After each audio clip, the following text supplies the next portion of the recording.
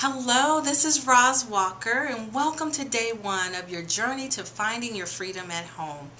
I'm sure you've learned by now that every journey has some bumps in the road, and you probably experienced some bumps already. Well, we're going to start off today talking about those bumps, those obstacles that may try to hinder you from finding your freedom at home. And we don't want that to happen, so we're going to identify them up front. So think about it. What would you say are some of the obstacles you face in making that transition home? I'll tell you, for me, my biggest obstacle was debt. I had a little fear too of not being able to provide for my family once my income was gone. And then how are we going to get out of that debt to even make it happen? Was I going to be able to contribute anything to help cover our needs, or would we have enough? And then my other obstacle was not knowing exactly how I was going to do it, how I was going to make that transition from two incomes to one. Did we need to sell the home? Did we need to refinance? Did I need to start a part-time job first? Or should I just go ahead and quit cold turkey? I didn't know, and those were my obstacles. I had a lot of questions, and I didn't know exactly where to start. So I want to help you to get past your obstacles too, so you can have a little faster start than I did. So think about it. What are your obstacles? Maybe it's believing that it takes two incomes to survive in today's society. A lot of people do believe that, and it may seem that way.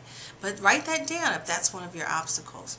What about lack of focus? There are so many things that are competing for our time and energy. So maybe it's hard to focus right now on making that transition.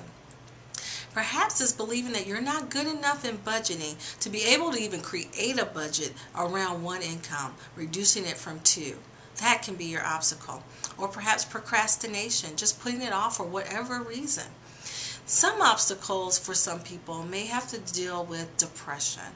Maybe that it hasn't happened so far, or you've tried and you couldn't make it work, and there's a depression around the thought even of coming home.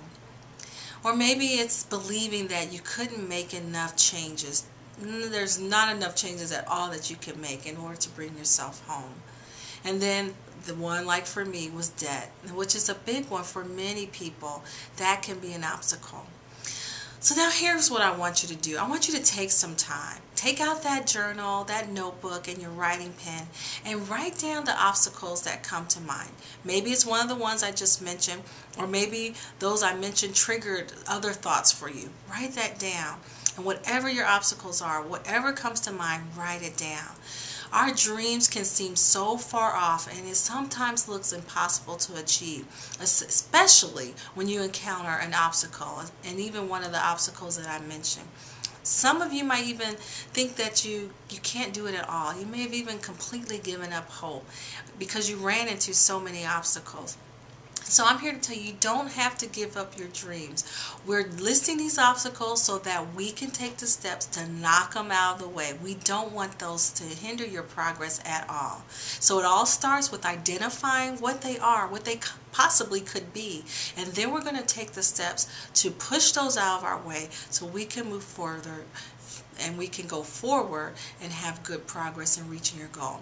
So for today, again, I just want you to take some time, really think about your obstacles, write them down, and once you've written them down, then you're ready to move on to day two. And on day two, what we're going to talk about is one major obstacle for many women, so you don't want to miss that. Take the time to write it down, and I'll see you on day two.